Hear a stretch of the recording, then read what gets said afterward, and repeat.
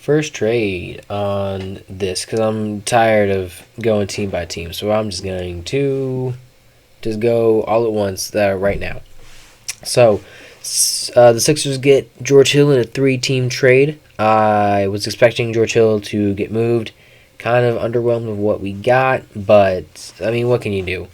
So the three-team trade encompasses 76ers, Knicks, and Thunder.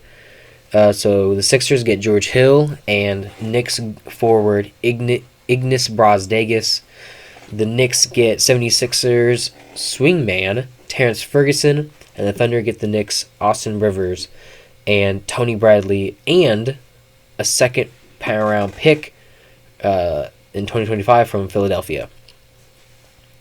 The Knicks going with, the Knicks getting Terrence Ferguson. Kind of glad he didn't come back to the Thunder. That'd been pretty awkward. But I mean, Terrence Ferguson. It says it here. Terrence Ferguson. He's in what he's played so far. 0.2 points in 13 games played. He was like the starting shooting guard when Paul George was there, and then he hasn't really done much since. He kind of was streaky. He was a really good dunker. I wanted to see him in the dunk contest, of course, but it didn't really happen with him. He got dealt in the Danny Green trade to the Sixers for Al Horford. Surprised Al Horford didn't get traded.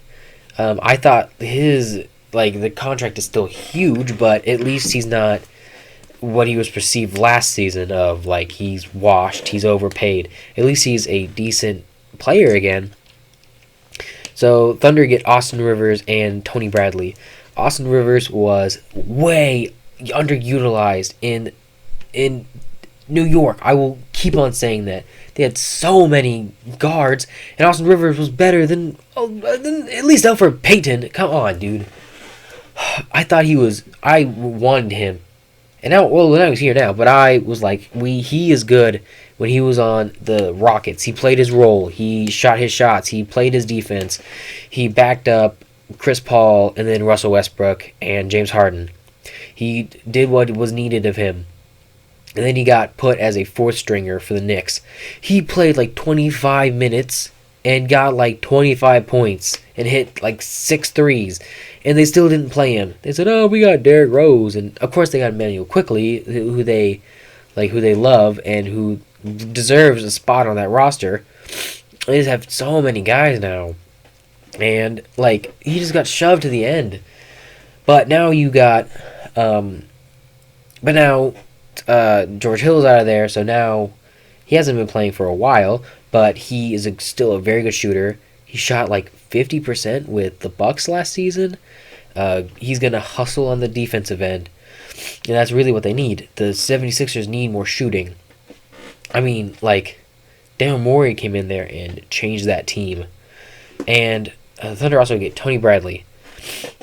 A lot of big guys now in Oklahoma City. They've been playing Poku at the small forward position because they have so many guys. They had Al Horford came back, and now Moses Brown got put to the bench. I was kind of a little bit expecting because Shea hasn't been playing, so there could totally be a lineup of Theo Maledon, Poku, Moses Brown, Isaiah Roby, and Al Horford. And that totally could have been a rotation. And then the Sixers also get Ignis Brazdeikis. I don't know much about Ignis Brazdeikis. He looks cool. He was good. His hair, sweeping hair. He was good in a couple of preseason Knicks games last season. People were saying that he was better than R.J. Barrett because R.J. Barrett had a tough time in the the summer league.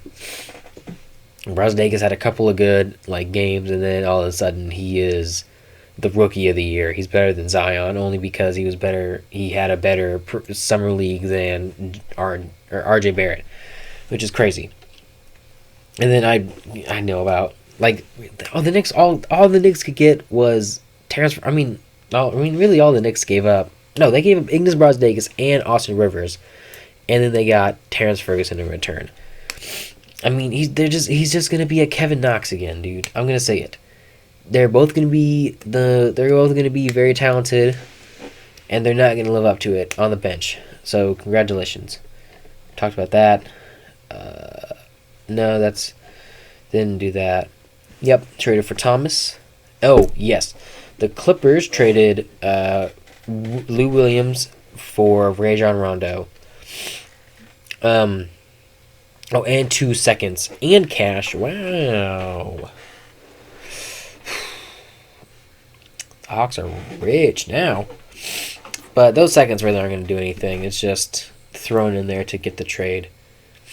I had the one video on the new camera, and I'm kind of going away from that just for now, because I'm making so many videos at a time, and it takes a little bit for them to be uploaded, and I didn't want to record like 4 videos and upload them like tomorrow, like afternoon, but because I got stuff to do tomorrow. Sorry about it. I got prom, so your boy out there. So yeah, the Lou Williams has not been very good. He was from he scored like 20 points a game last season to now very showing his age, not been very good. And then the Clippers finally get their point guard, Rondo. Now they got playoff P and playoff Rondo, who can come out there and do their stuff, I guess. Hopefully Rondo can help the Clippers. He's going to be a distributor. He's been good at passing. He's going to be a leader. He's going to be that guy who's not going to take any crap from anyone. They don't really have very many young guys, and that's really what Rondo, he doesn't mentor young guys. He hasn't really done much, but Lou Williams is back in Atlanta. He's going to be there, I guess. That's really what I'm saying. Does it say Lou Williams stats? Oh, he's averaging 12 points, which is still pretty good. I mean, it's not bad, but he was scoring 20 points last season, so like an 8-point drop off is like pretty noticeable. 2 rebounds and 3 assists. I mean, his assists are good, so that's great. No Lowry deal. Talked about the Heat. Oh yeah. This. The Warriors trade Marquise Chris to the Spurs for something. It doesn't even say. And Brad Wanamaker to Charlotte. It doesn't really say. So they're both kind of end of the benchers. They're kind of, like Brad Wanamaker is they're making room for Nico Melli. No, making room for Nico Mannion. That's his name. Making room for him to be their backup point guard. Man, I'm so brain dead right now. And then Marquise Chris hasn't really done much. He can go to the Spurs. He was looking good like a while ago, like 2 seasons, or like the beginning of last season, I guess, when he was doing good. He was looking good too, playing the center minutes, because Willie Cauley-Stein was on that team and he was no. But now he's on the Spurs, where he can just sit on the bench and relax. So yeah.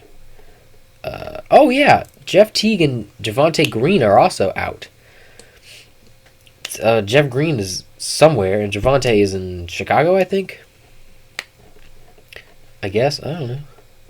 Yes, and the Mavs get J.J. Redick because they need Seth Curry back, and they traded Seth Curry, and now they need him. And they also get Nicolo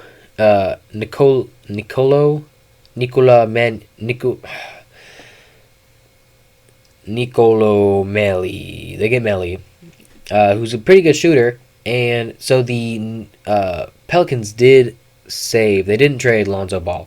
They kept him. But they traded James Wiseman, Wes Iwundu, and 2 second-round picks. Which I mean, I think that's a pretty good deal. Like, they get the Seth Curry that they need back, but I mean, JJ hasn't really been hitting his threes. If he can be like, oh, I'm on a better team now who plans on making the playoffs, and they're in the same conference, so I mean, they could eventually they could both be in the playoffs, but and then they also get Melly, who has also been a shooter for them and is playing like good minutes as well for the Pelicans. But now they have Richardson and they have their Seth Curry light back, which is yeah. So that's really it for the trade deadline, and that's it for me. Thank you all for watching all these videos. I like doing trades. The trades are one of my favorite things to do. My value of a trade is probably a lot different than other people's, but thank you very much for watching. Go watch my other videos. Go watch my podcast, and subscribe if you haven't. Hit the like button, and peace out.